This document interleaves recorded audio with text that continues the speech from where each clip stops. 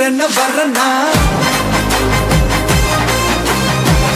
விஜய் உங்க விஜய் எளியவன் குரல்னா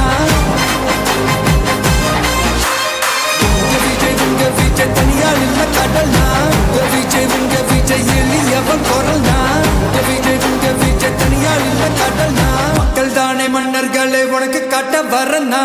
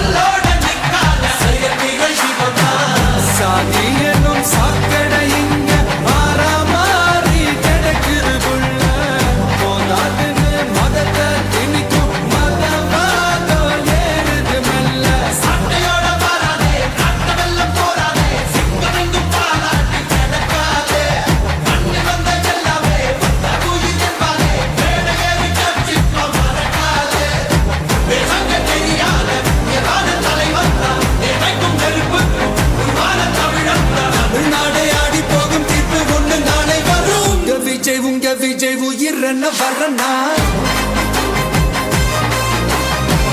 விஜய் உங்க விஜய் எளியவன் குரல்னா விஜய் உங்க விஜய் தனியார் இல்ல கடல்னா விஜய் உங்க விஜய் எளியவன் குரல்னா விஜய் உங்க விஜய் தனியார் இல்ல கடல்னா மக்கள் தானே மன்னர்களே உனக்கு காட்ட வரனா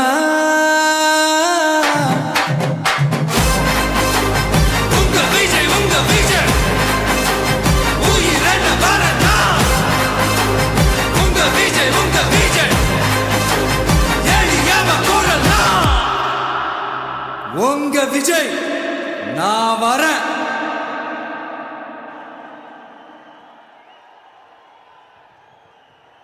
இப்படி ஒரு பாடலை கொடுத்த அந்த குழுவிற்கு எங்கிருந்தாலும் வாழ்க ஒரு பெரிய கைத்தட்டலை தந்தே ஆகணும். ஆனந்த கண்ணீரை வரவழைத்த அந்த தம்பிகளுக்கு நன்றி. மக்களே, முக்கியமான தருணம் இது. தமிழ்நாட்டு அரசியலில் தனக்கென ஒரு தனிப்பாதை போட்டு தன்னிகர் இல்லா லட்சியத்தோடு தூய்மையான கரங்களோடு நடைபெறுகிற நம்முடைய தலைவருக்கு இந்த மதுரை மண்ணின் மைந்தர்கள், மதுரை மாவட்ட நிர்வாகிகள் ஒரு நினைவு பரிசு தர போறாங்க.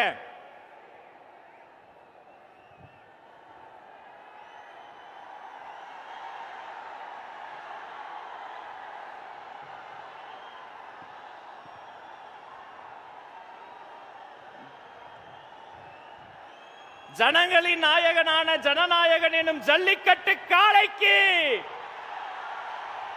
மதுரை மக்கள் தரும் ஜல்லிக்கட்டு காளை நினைவு பரிசு.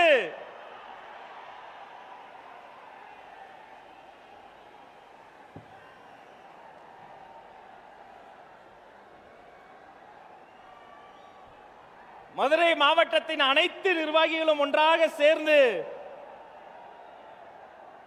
இந்த விழா வீரனுக்கு, எங்கள் அண்ணனுக்கு, எங்க பாசக்கார மதுரைக்காரங்க ஜல்லிக்கட்டு காளையை நினைவு பரிசாக தந்திருக்கிறார்கள். இது இன்று 2026 வெற்றி என்னும் மாபெரும் பரிசை தருவார்கள். அது அன்று. சரி, மதுரைக்காரங்களாம் நினைவு பரிசு கொடுத்தா எங்க அண்ணனுங்க, எங்க பொதுச் செயலாளர், மாநில நிர்வாகிகள் அவங்களும் தரணும்ல. இதோ போற்றுதலுக்குரிய பொதுச் செயலாளரும் மாநில நிர்வாகிகளும் ஒன்றாக சேர்ந்து கொள்கை தலைவர்களின் பொற்கரங்களால் அந்த தலைமை செயலகத்தை எங்கள் தலைவருக்கே தருகிறார்கள். பொதுச் செயலாளர் சொன்னதை போல, தலைவா நீங்கள் ஆணையிடுங்கள், அது நடக்கும்.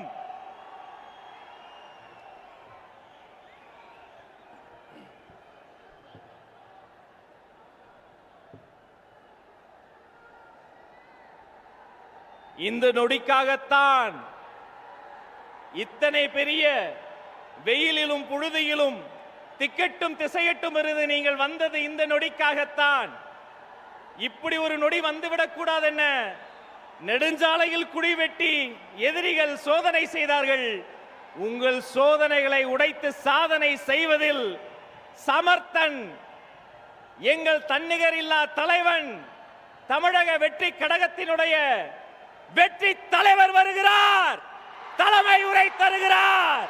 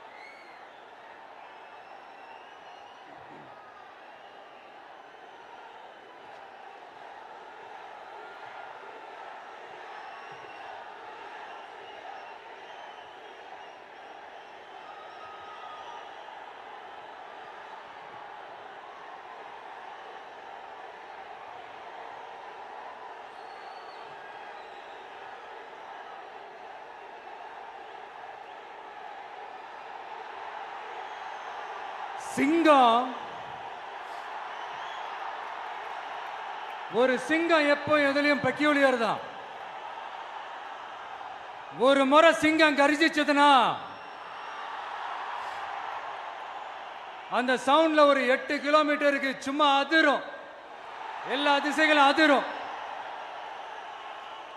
அப்படிப்பட்ட அந்த சிங்கம் வேட்டைக்கு மட்டும்தான் வெளியில வரும், வேடிக்கை பார்க்கறதுக்கெல்லாம் வெளியில வராது. வேட்டையில கூட உயிரோடு இருக்கிற மிருகங்களை தான் வேட்டையாடும். அதுலயும் பெரும்பாலும் தன்னை விட பெரிய சைஸ் உள்ள மிருகங்களை தான் குறி வச்சு தாக்கும், ஜெயிக்கும். எவ்வளவு பசியில் இருந்தாலும் உயிர் இல்லாததை, கெட்டு போனதை தொட்டு கூட பார்க்காது. அப்படிப்பட்ட அந்த சிங்கம் அவ்வளவு ஈஸியா எதையும் தொடாது, தொட்டா விடாது. காட்டோட 4 பக்கமும் மார்க்கிங் மை டெரிட்டரின்னு தன்னுடைய பவுண்டரியை தானே வகுக்கும். அப்படிதான் அந்த காட்டையை தன்னோட கண்ட்ரோல்ல வச்சிருக்கும். சிங்கத்துக்கு கூட்டத்தோட இருக்கிறதுக்கும் தெரியும், தனியா இருக்கிறதுக்கும் தெரியும். அப்படியே தனியா வரணும்னு நினைச்சாலும் அஞ்சாம அலட்டிக்காம சும்மா கெத்தா தனியா வந்து அத்தனை பேருக்கும் தண்ணி காட்டும். எப்போ எதிலையும் தன்னோட தனித்தன்மையை இழக்கவே இழக்காது. Yes, a lion is always a lion.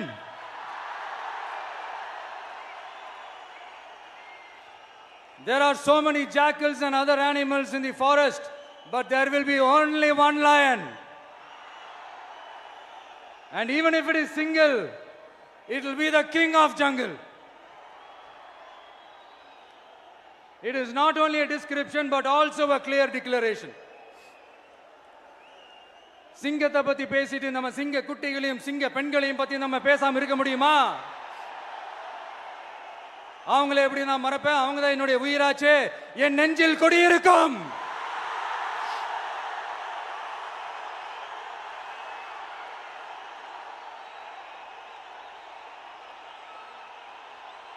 என்னுடைய தோழர்களுக்கும் தோழிகளுக்கும்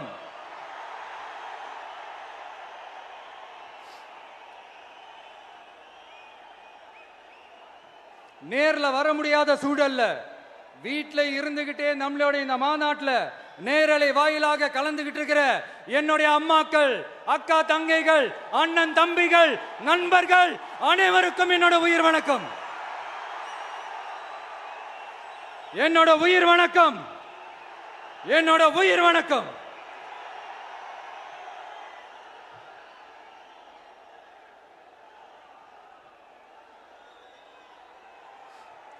வீரம் விளையும் மாமதுரை மண்ணை வணங்குகிறேன்.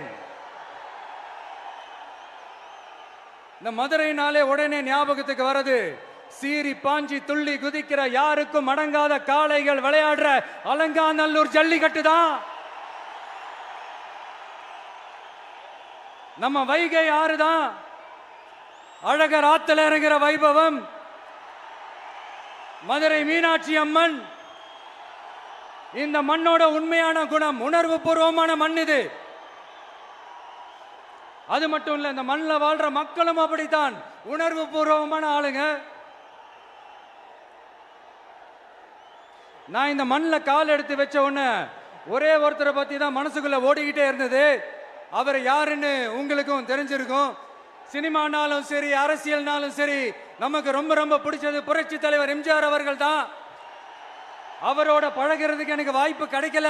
ஆனா அவரை மாதிரியே குணம் கொண்ட என்னுடைய அண்ணன் புரட்சி கலைஞர் கேப்டன் விஜயகாந்த் அவர்களோட பழகிறதுக்கு எனக்கு நிறையவே வாய்ப்பு கிடைச்சது. அவரும் இந்த மதுரை மண்ணை சேர்ந்தவர் தானே. அவரை மறக்க முடியுமா? தமிழ்நாட்டு மக்கள் உணர்வுபூர்வமா உண்மையா நம்ம பக்கத்திலே நிக்கிறவங்க. அதுக்கு ஒரு மிகப்பெரிய அடையாளம் தான் இந்த மதுரை மண்.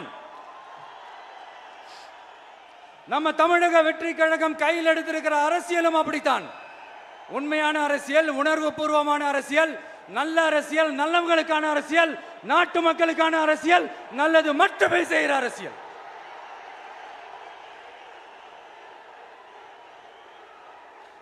இதோ நம்மளுடைய இந்த இரண்டாவது மாநில மாநாடு வாகை சூடும் வரலாறு திரும்புகிறது. அப்படி இந்த மாநாட்டுக்கு பேர் வச்சிருக்கிறோம். 1967லயும் 1977லயும் நம்ம தமிழக அரசியல் ஒரு மிகப்பெரிய ஆட்சி அதிகார மாற்றங்கள் ஒண்ணு நடந்துச்சு இல்லையா?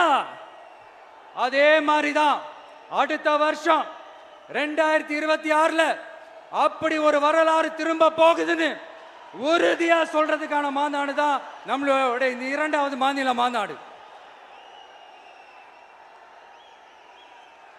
விக்கிரவாண்டி வீசாலையில் நம்மளுடைய ஃபர்ஸ்ட் மாநாடு நடத்தணும், வெற்றி கொள்கை திருவிழா. அதுக்கப்புறமே நீங்க பார்த்திருப்பீங்க, தமிழக அரசியல் அந்த தட்ப வெப்பத்தையே மாத்தினுச்சு. நமக்கு எதிராக எத்தனை குரல்கள். ஆனா உங்களுக்கு தான் நம்மளை பத்தி நல்லா தெரியுமே. எந்த குரலையும் காதலையே போட்டுக்காம மக்களோட குரலை மட்டுமே கேட்டுக்கிட்டு நமக்கு எதிராக வர அத்தனை கூக்குரல்களையும் சின்னதா ஒரு சிரிப்போடவே கடந்து வந்திருக்கிறோம். அது இல்லாம நம்ம மாநாட்டில் ஒலிக்கிற இந்த குரல் இந்த ஒற்றை தமிழ் மகனோட குரல் மட்டுமல்ல, ஒட்டுமொத்த தமிழ்நாட்டு மக்களுடைய குரல். தமிழ்நாட்டில் இருக்கிற ஒவ்வொரு வீட்டில இருந்தும் ஒலிக்கிற குரல். ஒட்டுமொத்த உலகெங்கும் வாழும் ஒவ்வொரு தமிழ் வீட்டிலிருந்தும் எழும் குரல். இந்த சினிமா என்கிற மாபெரும் கலை ஆயுதத்தின் வாயிலாக சாதி, மதம், இனம், பாலினம், மொழி கடந்து இந்த நாட்டின் மூளை முடுக்கெங்கும் ரசிகர்களாக இருந்து தோழர்களாக நம்மோடு பயணிக்க துவங்கியுள்ள அனைவரோடும் இணைந்த ஒவ்வொரு மனிதருக்காகவும் ஒலிக்கிற உரிமை குரல். மாநில உரிமைக்காக, பெண் உரிமைக்காக, சமூக நீதிக்காக, சமநீதிக்காக, மதச்சார்பின்மைக்காக உண்மையா ஒலிக்கிற குரல். அதனால் இந்த குரலுக்கு எதிராக இன்னும் இன்னும் எத்தனை எத்தனை கூக்குரல்கள் வந்தாலும் ஓங்கி ஒலிக்குமே தவிர ஒரு நாளும் ஓயவே ஓயாது. Yes, it is an unstoppable voice, an unstoppable force.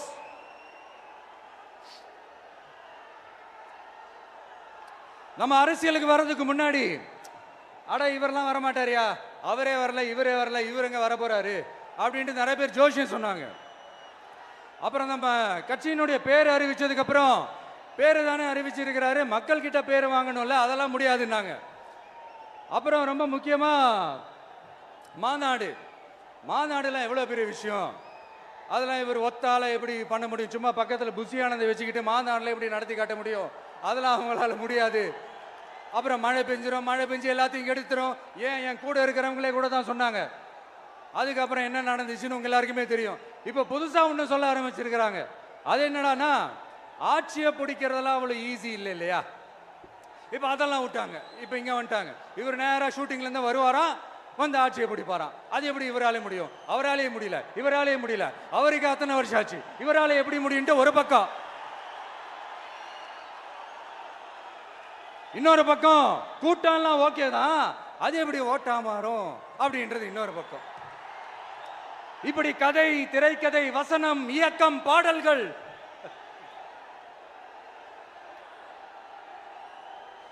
அதனால இந்த அரசியல் ஆய்வாளர்களுக்கு நான் சொல்றதெல்லாம் உன்னே ஒண்ணுதான், நல்லா கேட்டுக்கங்க. இந்த விஜய் ஏதோ இந்த பல லட்சம் பேர் கூடுற கூட்டத்தில் மட்டுமே இருக்கிறாரு அப்படின்னு மட்டும் தப்பு கணக்கு போட்டாதீங்க. ஏன்னா நம்மளுடைய இந்த கூட்டம் வெறும் ஓட்டா மட்டும் இல்லைங்க, வரப்போற தேர்தலில் மக்கள் விரோத ஆட்சியாளர்களுக்கு நாம வைக்க போற வேட்டா, நம்மளை கோட்டைக்கு அனுப்ப போற ரூட்டா இருக்க போதுன்னு சீக்கிரமாவே தெரிஞ்சுப்பீங்க. ஏன்னா கோடிக்கணக்கானவங்களோட ஹார்ட்லயும் வீட்லயும் ஏற்கனவே ஆல்ரெடி உயிரா, உணர்வா, உறவா இருக்கிறோம். நம்மளுடைய கனெக்ட் எல்லாம் வெறும் மக்களோட மட்டும்தான். நாம யாருன்னு அவங்களுக்கு தெரியும், அவங்க யாருன்னு நமக்கு தெரியும். நாமளும் நம்ம மக்களும் எப்படி இருக்கிறோம்னு எதிரிங்களுக்கு நல்லாவே தெரியும். இருந்தாலும் இந்த விஜய் எதுக்குப்பா வந்திருக்கிறாரு? இவர் என்ன புதுசா என்ன திட்டம்லாம் சொல்லிட்டாரு அப்படின்னு வேற நிறைய கேள்விகள். இந்த சொல்றேன், தெரிஞ்சுக்கங்க. பெண் குழந்தைகள், பெண்கள் மற்றும் வயசானவங்களோட பாதுகாப்புல தான் நம்ம பிரையாரிட்டியே.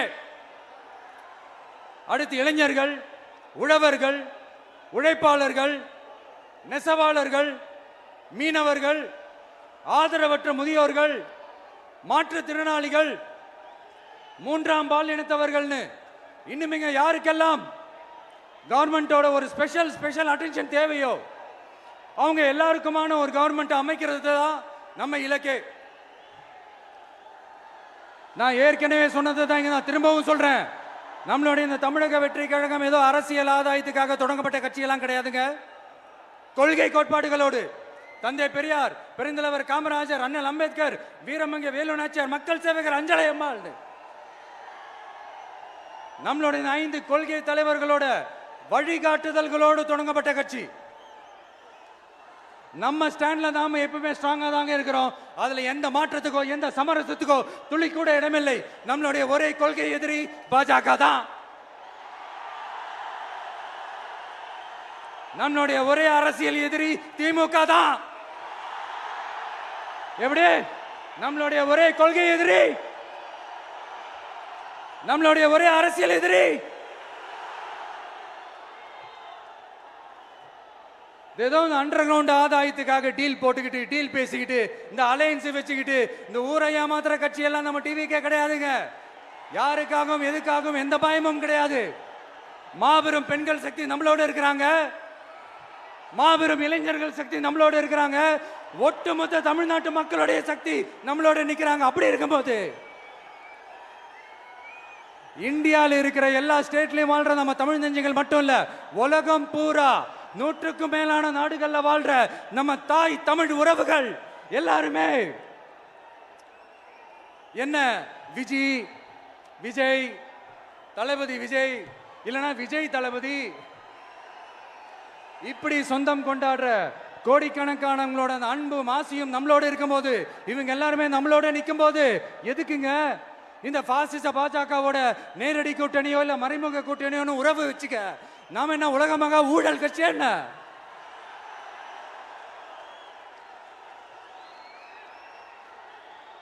நம்மளை பத்தி சின்னதா ஒரு உண்மை ஒண்ணு சொல்லலாமா? என்னடா இவர் வாயால இப்படி சொல்றாருன்ட்டு யாரும் தவறா நினைச்சுக்க வேணாம். ஏன்னா இது ஒரு விதத்துல ஒரு ஃபேக்டும் கூட. அதனால தான் நான் சொல்லணும்னு ஆசைப்படுறேன். நம்ம யார் தெரியும்ல? நாம எல்லாருமே சொல்றேன். நாம யார் தெரியும்ல? இந்தியாவின் மாபெரும் மக்கள் சக்தி கொண்ட ஒரு மகத்தான வெகுஜன மக்கள் படை.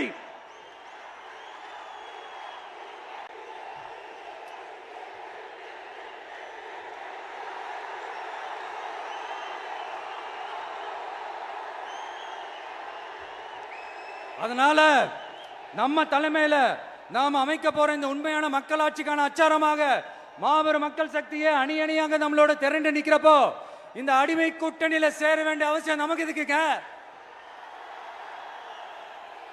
நம்மளுடைய இந்த கூட்டணி சுயம் இழந்த கூட்டணியெல்லாம் இருக்காது, சுய மரியாதை கூட்டணியா தான் இருக்கும். இந்த ஒரு பக்கம் ஆர்எஸ்எஸ் கிட்ட அடிபணிஞ்சுக்கிட்டு இன்னொரு பக்கம் மதச்சார்பற்ற கூட்டணின்னு இந்த மக்களை ஏமாத்துற கூட்டணியெல்லாம் நம்ம கூட்டணி இருக்காது.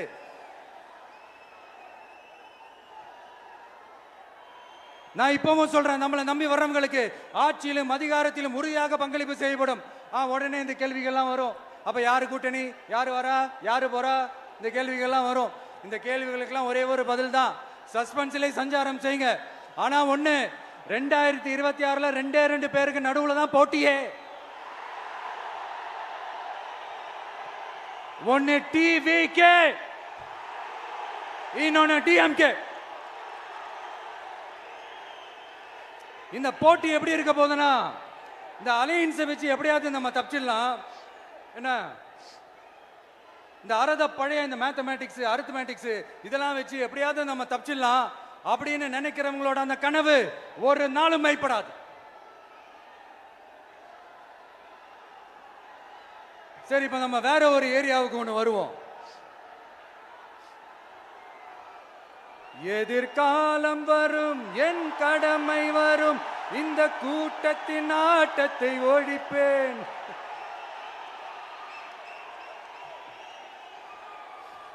மக்கள் அரசியல் என்ற அந்த சவுக்க கையில் எடுக்கலாமா? யாருக்கு எதிரான தானே கேட்கிறீங்க? வேற யாரு? மறைமுக உறவுக்காரர்களான பாசிச பாஜகவும் பாய்சன் திமுகவும் தான். மாண்புமிகு பிரதமர் நரேந்திர மோடிஜி அவர்களே 3வது முறையா ஒன்றியத்தோட ஆட்சி அதிகாரத்தை நீங்க தானே கையில் வச்சிருக்கிறீங்க. இல்ல, நாங்க தெரியாம தான் கேட்கிறோம். நீங்க ஆட்சிக்கு வந்தது ஒட்டுமொத்த மக்களுக்கும் நல்லது செய்யவா, இல்ல நம்மளுடைய இந்த இஸ்லாமிய நண்பர்களுக்கும் இஸ்லாமிய தோழர்களுக்கும் எதிராக சதி செய்யவா? மக்களுக்கு உங்ககிட்ட கேட்கறதுக்குன்னு ஏராளமான கேள்விகள் இருக்குது. அதனால அவங்க சார்பா, அவங்கள ஒருத்தனா, அவங்களோட ஒரு உண்மையான ஒரு பிரதிநிதியா உங்ககிட்ட சில கேள்விகள் கேட்கணும். மிஸ்டர் பிரைம் மினிஸ்டர் அவர்களே, நம்ம தமிழ்நாட்டு மீனவர்கள் கிட்டத்தட்ட ஒரு 800 பேருக்கு மேல இலங்கை கடற்படையால தாக்கி அழிக்கப்பட்டிருக்கிறாங்க. அதை கண்டிக்கிறதுக்காக உங்களை பெருசா எதுவும் செய்ய சொல்லல, சின்னதா ஒண்ணே ஒண்ணு மட்டும் செஞ்சு கொடுங்க. இனிமேலாச்சும் எங்களுடைய மீனவர்கள் பாதுகாப்பா இருக்கிறதுக்காக இந்த கச்சத்தீவை இலங்கை கிட்ட இருந்து மீட்டு கொடுத்துருங்க, அது போதும். உங்களுடைய இந்த முரட்டு பிடிவாதத்தால நீங்க நடத்துற இந்த நீட்டு தேர்வு, அதனால இங்க என்னென்ன நடக்குதுன்னு சொல்றதுக்கே மனசு வலிக்குது. அதனால அந்த நீட்டு தேர்வு தேவையில்லைன்னு அறிவிச்சிருங்க, அது போதும். செய்வீர்களா திரு நரேந்திரபாய் தாமோதர் மோடிஜி அவர்களே? எங்களுக்கு என்னென்ன தேவையோ, என்னென்ன நல்லதோ அதெல்லாம் செய்ய மாட்டேங்கிறீங்க. ஆனா ஆட்சி அதிகாரத்தை மட்டும் கையில வச்சுக்கிட்டு மக்களை ஏமாத்த நேரடியாக ஒரு பாசிச பாஜக அடிமை கூட்டணி ஒண்ணு. அடுத்து உங்களோட இந்த மைனாரிட்டி ஆட்சியை ஓட்டுறதுக்காக மறைமுகமாக ஆர்எஸ்எஸ் அடிமை குடும்பம்னு இன்னொரு கூட்டணி. இப்படி மக்கள் சக்தியே இல்லாத இந்த ஊழல் கட்சிகளை மிரட்டி அடிபணிய வச்சு 2029 வரைக்கும் சொகுசு பயணம் போயிடலாம்னு திட்டம் தீட்டி வச்சிருக்கிறீங்க. அதானே ஜி? என்ன ஜி? ஒண்ணு மட்டும் சொல்றேன், தெரிஞ்சுக்கங்க. என்னதான் நீங்க இந்த நேரடி மறைமுக கூட்டணி குட்டிகரணம் போட்டாலும் தாமரை இலையில தண்ணியே ஒட்டாது. தமிழக மக்கள் மட்டும் எப்படி ஒட்டுவாங்க?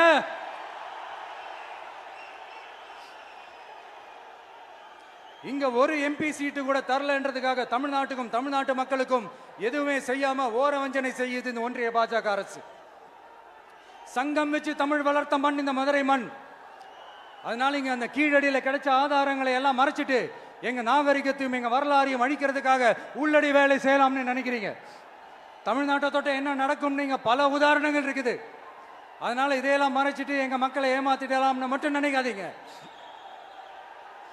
மத நல்லிணக்கத்திற்கு பெயர் பெற்ற இந்த மதுரை மண்ணிலிருந்து சொல்றேன், உங்க எண்ணம் எல்லாம் ஒரு நாளும் ஈடேறாது.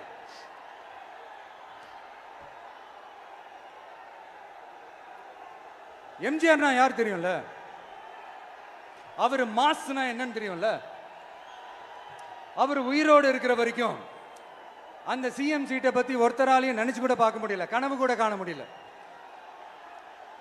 எப்படியாவது அந்த சிஎம் சீட்டை என்கிட்ட கொடுத்துருங்க, என் நண்பர் எம்ஜிஆர் திரும்ப வந்ததுக்கு அப்புறம் நான் திருப்பி கொடுத்துட்றேன்னு தன்னோட எதிரியை கூட மக்கள் கிட்ட கெஞ்ச வச்சவர் எம்ஜிஆர். எப்படி கெஞ்ச வச்சவர். அதனால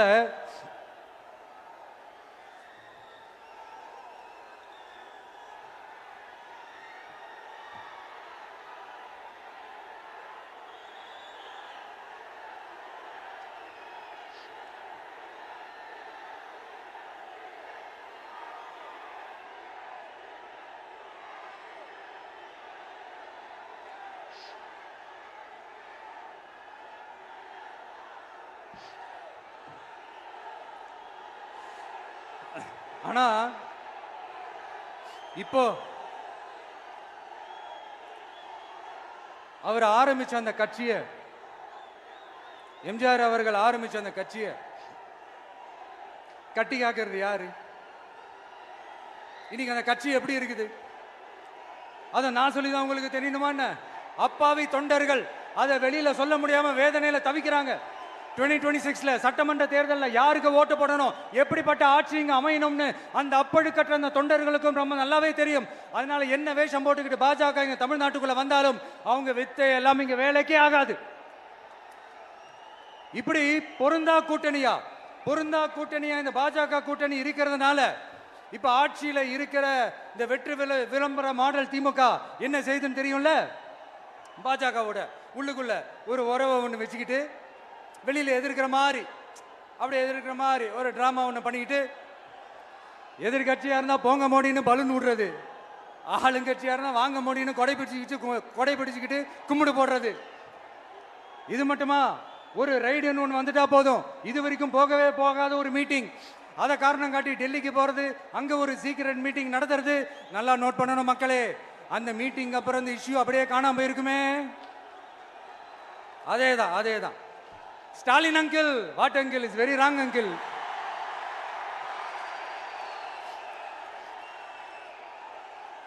இப்படி தமிழ்நாட்டில் இப்ப நடக்கிற இந்த ஆட்சியினுடைய லட்சணத்தை பார்த்துக்கிட்டு நாம எப்படி சும்மா இருக்க முடியும்? ஒரு தவறு செய்தால், அதை தெரிந்து செய்தால், அவர் கபட நாடக மு.க. ஸ்டாலின் அங்கிளாகவே இருந்தாலும், அங்கிள் உங்களுக்கு மனசாட்சின்னு ஒன்று இருந்துச்சுன்னா நாங்க கேட்கிற கேள்விகளுக்கு மட்டும் கொஞ்சம் பதில் சொல்லுங்க அங்கிள். நீங்க நடத்துற இந்த ஆட்சியில நேர்மை இருக்கா, நியாயம் இருக்கா, ஊழல் இல்லாம இருக்கா, சட்டம் ஒழுங்கு சரியா இருக்கா, பெண்களுக்கு பாதுகாப்பு இருக்கா, பொதுமக்களுக்கு பாதுகாப்பு இருக்கா, இயற்கை வளங்களுக்கு பாதுகாப்பு இருக்கா? சொல்லுங்க மை டியர் அங்கிள், சொல்லுங்க. டாஸ்மாக்ல மட்டுமே இது வரைக்கும் 1000 கோடிக்கு மேல ஊழல்னு சொல்றாங்க. அதுல மட்டுமா தப்பு நடக்குது? வேற எதுல தான் நடக்கல? உலகத்திலே மிஸ்டர் கிளீன் ரெக்கார்ட்ஸ் எல்லாம் உங்களுக்கும் உங்க கூட இருக்கிறவங்களுக்கும் மட்டும்தான் அங்கிள் கொடுக்கணும். இதை பார்த்து வாயே இல்லாத ஊரு கூட வயிறு வலிக்கு சிரிக்குது. பெண்களுக்கு 1000 ரூபாய் கொடுத்துட்டீங்கன்னா போதுமா அங்கிள்? அப்படியே அது மூடி மறைச்சிடலான்னு பாக்குறீங்களா? படிக்கிற இடத்துல, வேலைக்கு போற இடத்துல, வெளியில போற இடத்துலன்னு அவங்களுக்கு பாதுகாப்பே இல்லைன்னு ஒட்டுமொத்த பெண்களும் கதறாங்க. அந்த கதறல் சத்தம் ஏதாவது உங்க காதுல கேக்குதா அங்கிள்?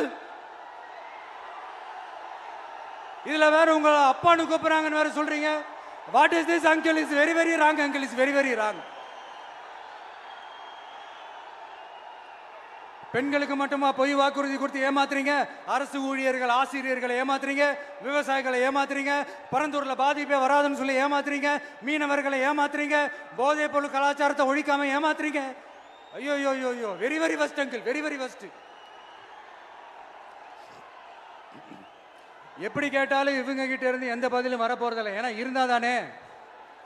இப்ப ஆட்சியில இருக்கிற நம்மளுடைய அங்கிள் பதில் சொல்றது இருக்கட்டும். மக்களை நீங்க சொல்லுங்க, நீங்க உண்மையை சொல்லுங்க. செய்வோம்னு சொன்னாங்களே, சொன்னதெல்லாம் செஞ்சாங்களா? உங்களை தான் கேட்கிறேன், சொன்னதெல்லாம் செஞ்சாங்களா? சத்தமா மை டியர் அங்கிள், கேக்குதா? மக்களோட சத்தம் கேக்குதா? இது வெறும் சாதாரணமான முழக்கம் தான். கூடிய சீக்கிரம் மக்களை போய் சந்திக்க போறேன், அவங்களோட மனசு விட்டு பேச போறேன். அதுக்கப்புறம் இந்த சாதாரணமான முழக்கம் இடி முழக்கமா மாறும். அத்தோட நிக்காது. அந்த இடி முழக்கம் தமிழ்நாட்டோட போர் முழக்கமா மாறும். அந்த போர் முழக்கம் உங்களை ஒரு நிமிஷம் கூட தூங்க விடாது. நடக்குதா இல்லையான்னு பாருங்க. என்னடா இவன் இவ்வளவு ஸ்ட்ராங்கா சொல்றானேன்னு பாக்குறீங்களா?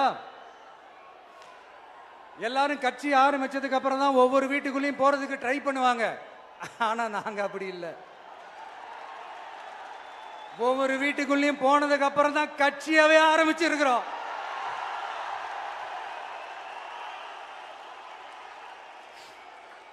அதனால ஒட்டுமொத்தமா எல்லாருமா சேர்ந்து இந்த திமுக ஆட்சிய, கபட நாடக திமுக ஆட்சிய 2026 தேர்தலில் வீட்டுக்கு அனுப்புறோம். வீட்டுக்கு அனுப்புறோம். என்ன நண்பா, சரிதானே? என்ன நண்பி, செய்வீர்கள் தானே? இப்போ உங்களுக்கு சின்னதா ஒரு சர்ப்ரைஸ். நம்ம கட்சியினுடைய வேட்பாளர் பட்டியலை இப்ப நான் அறிவிக்க போறேன். மதுரை கிழக்கு வேட்பாளர் விஜய். இன்னும் முடிக்கல. ஒரு நிமிஷம், இன்னும் முடிக்கல. மதுரை மேற்கு வேட்பாளர் விஜய். மதுரை மத்தி வேட்பாளர் விஜய். மதுரை தெற்கு வேட்பாளர் விஜய். மதுரை வடக்கு வேட்பாளர் விஜய். மேலூர் விஜய். சோழவந்தான் விஜய். திருப்பரங்குன்றம் விஜய். திருமங்கலம் விஜய். உசிலம்பட்டி விஜய்.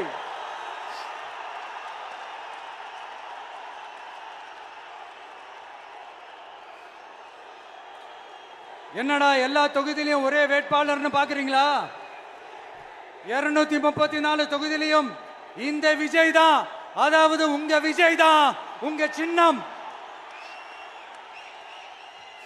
இன்னும் சிம்பிளா சொல்லணும்னா உங்க வீட்டில் இருக்கிற ஒருத்தர் தான் வேட்பாளரா நிக்க போறாங்க. அந்த வேட்பாளரும் நானும் வேறு வேறு இல்லை. நீங்க அவருக்கு ஓட்டு போட்டீங்கன்னா எனக்கு ஓட்டு போட்ட மாதிரி. இந்த முகத்துக்காக நீங்க ஓட்டு போட்டீங்கன்னா உங்க வீட்டில் இருக்கிற உங்களுடைய வேட்பாளர் ஜெயிச்ச மாதிரி. என்னடா இவர் ஏதோ ஓவரா சொல்றாருன்னு நினைக்க வேணாம். பிராக்டிக்கலா அப்படிதான் இருக்கும், அப்படிதான் இருக்கணும். நீங்களும் அப்படிதான் நினைப்பீங்கன்னு நான் நம்புறேன். ஏன்னா இது நம்மளை விட நம்ம எதிரிங்களுக்கு இன்னும் நல்லாவே தெரியும். அதனால எல்லாம் இந்த அதிகார பலம் எல்லாத்தையும் தூக்கிட்டு வந்துருவாங்க. வரட்டும், பாத்துக்கலாம். TVK will take it, TVK will meet it, TVK will compete with it and TVK will conquer it. TVK will conquer it.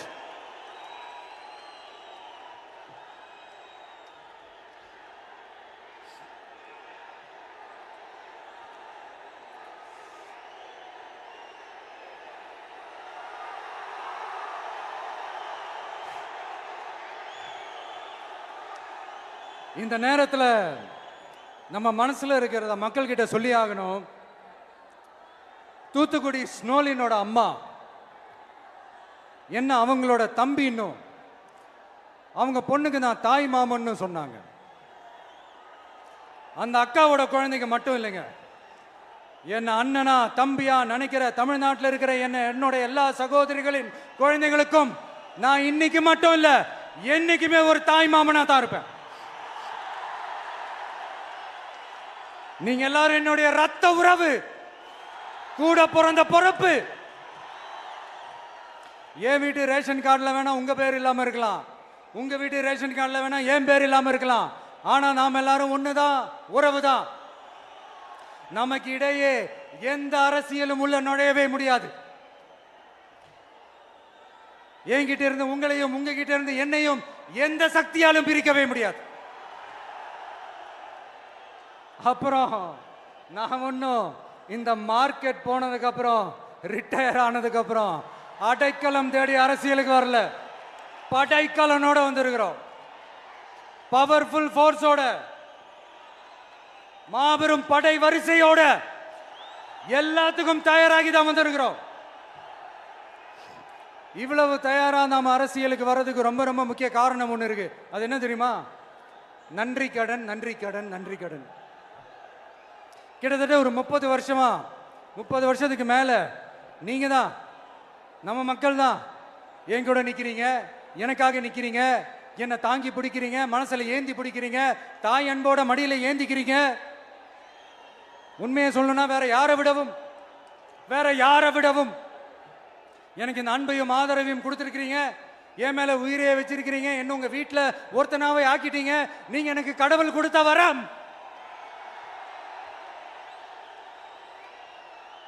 உலகம் பூரா நமக்காக நம்ம கூட நிக்கிற நம்ம மக்களை நான் எப்படி மறப்பேன்? நான் என் லைஃப்ல ரொம்ப உயிரா நினைக்கிறது பெண்களை, குழந்தைங்களை, இளைஞர்களை, உழைக்கிற மக்களை தான். இவங்க தான் நம்மளோட வகைரா. இதை பார்த்து தான் நம்மளோட எதிரிகளுக்கு பத்தி எரியுது. அதுக்காக நாம் என்ன செய்ய முடியும்? அதனால நம்ம உறவுகளை, சொந்தத்தை, வகைராவை யாருக்காகவும் எதுக்காகவும் விட்டு கொடுக்க முடியாது இல்லையா? Here at this moment among this August gathering I want to open my heart and say I enjoy people, I respect people, I worship people.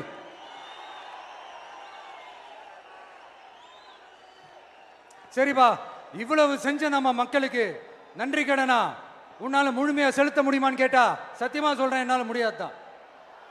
இன்னும் எத்தனை ஜென்மம் எடுத்தாலும் அந்த நன்றி கடனை என்னால தீர்க்கவே முடியாது. அப்புறம் என்ன மானாவுக்கடா நீ வந்திருக்க தானே கேக்குறீங்க? மைண்ட் வாய்ஸ் கேட்ட மாதிரி இருந்தது. வாழ்நாள் முழுக்க நம்ம மக்களுக்காக ஆதரவா துணையா நிக்கிறத தவிர, அவங்களுக்காக உழைக்கிறத தவிர எனக்கு வேற எந்த எண்ணமும் இல்லை. எனக்கு இப்ப வேற வேலையும் இல்லை. இனிமே எனக்கு இதுதான் என் வேலையே, என் கடன். இனி என் மக்களுக்கு பணி செய்து கிடப்பதே. இப்படியா ஹார்ட் டு ஹார்ட் யதார்த்தமா பேசிய பழகிட்டோம். இதுக்கு மேலேயும் எனக்கும் மக்களுக்கும் இடையே இருக்கிற அந்த உறவை பத்தி நான் பேச ஆரம்பிச்சேன்னா ஒரு மாதிரி எமோஷனல் ஆகிடுவேன். அப்புறம் அதை கண்ட்ரோல் பண்றது ரொம்ப கஷ்டம். அதனால என்னை மனசார நேசிக்கிற நம்ம மக்களுக்கு ஒன்னே ஒன்று சொல்றேன். இந்த விஜய் உங்க விஜய், உங்களுக்கான விஜய், உங்களுக்காக மட்டுமே இருக்கிற விஜய். உங்க கூட நிக்க, உங்களுக்காக நிக்க, உண்மையா நிக்க, உணர்வோட நிக்க, உறுதியா நிக்க, உங்க கூட பேச, உங்களுக்காக பேச, உண்மையா பேச, உணர்வோட பேச, உறுதியா பேச, உங்களுக்காக சேவை செய்ய உங்க விஜய் நான் வர.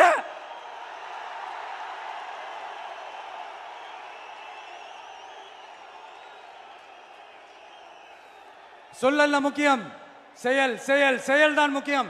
செய்கை தான் சும்மா சிறப்பா இருக்கணும். நான் ஆட்சிக்கு வந்தேன்னா சும்மா அது செய்வேன், இது செய்வேன், நல்லது செய்வேன், உருட்டுவேன், புரட்டுவேன், அதெல்லாம் கிடையாது. செய்யறதுக்கு, நல்லது செய்யறதுக்கு, நல்லது செய்யறதுக்கு மட்டும்தான் இந்த விஜய். அப்புறம் ஒரு அரசியல் தலைவன் அவன் சினிமாக்காரனா, நல்லவனா, கெட்டவனா, இதெல்லாம் தாண்டி அவன் உண்மையானவனா, அதுதான் ரொம்ப ரொம்ப முக்கியம். இது சம்பந்தமா ஒரு குட்டி கதை ஒன்று சொல்றேன். ஒரு நாட்டில் ஒரு ராஜா தனக்கு பக்கபலமா இருக்கிறதுக்காக, கூட துணையா இருக்கிறதுக்காக ஒரு தளபதியை தேடுறாரு. சரியான தகுதிகளோட ஒரு 10 பேர் செலக்ட் ஆகுறாங்க. ஆனால் அதில் ஒருத்தர் மட்டும் தான் செலக்ட் பண்ணணும். அதனால அந்த ராஜா என்ன பண்றாருன்னா ஒரு டெஸ்ட் வைக்கிறாரு. அந்த 10 பேர் கையிலையும் விதை நெல்லை கொடுத்து இதை நல்லா வளர்த்து கொண்டு வாங்க, ஒரு 3 மாசம் கழிச்சு வாங்கன்னு சொல்லி அனுப்பி வச்சிடுறாரு. 3 மாசம் கழிச்சு வரும்போது அதில் ஒருத்தர் ஆள் உயரத்துக்கு வளர்த்துருந்தாரு, ஒருத்தர் தோல் உயரத்துக்கு வளர்த்துருந்தாரு. அதில் ஒரு 9 பேரும் நல்லா வளர்த்து கொண்டு வந்திருந்தாங்க. ஒருத்தர் மட்டும் வெறும் தொட்டியோடவே வந்தார். என்னன்னு கேட்டதுக்கு, நானும் தண்ணி ஊற்றி ஊற்றி பார்க்குறேன், உரம் வச்சு வச்சு பார்க்குறேன், வளரவே மாட்டேங்குது ராஜா, என்ன பண்ணுறதுன்னு தெரியலன்னு சொன்னதுக்கு ராஜா அவரை கட்டி அணைச்சிக்கிட்டு, இனிமே நீதான் என்னுடைய தளபதி, எல்லா அதிகாரமும் உனக்கு தான் சொன்னார். ஏன்னா அந்த 10 பேர் கையிலையும் ராஜா கொடுத்தது அவித்த விதை நெல், அது முளைக்கவே முளைக்காது. அந்த 9 திருட்டு பயலும் என்ன பண்ணியிருக்காங்கன்னா வேற விதை நெல்ல வாங்கி அதை வளர்த்துட்டு ராஜாவையும் மக்களையும் ஏமாத்திருக்கிறாங்க. ஆனா இவர் மட்டும் உண்மையை போட்டு உடைச்சிட்டார். அதனால ஒரு நாட்டுக்கு திறமை எந்த அளவுக்கு முக்கியமோ அந்த அளவுக்கு உண்மையும் நேர்மையும் முக்கியம். இப்போ நீங்க எல்லாரும் தான் அந்த ராஜா. நீங்க தேர்ந்தெடுக்க போற அந்த தளபதி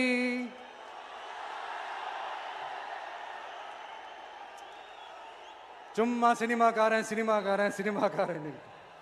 அம்பேத்கர் அவர்களை தோக்கடிச்சது சினிமாக்காரன் இல்ல, அரசியல்வாதி.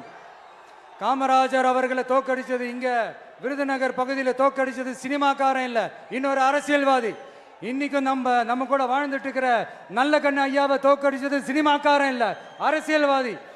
இப்படிப்பட்ட நல்ல நல்ல தலைவர்களை எதிர்த்து நின்று தோக்கடிக்கணும்னு அந்த எண்ணத்தை உருவாக்குனது சினிமாக்காரன் இல்ல, அரசியல்வாதி.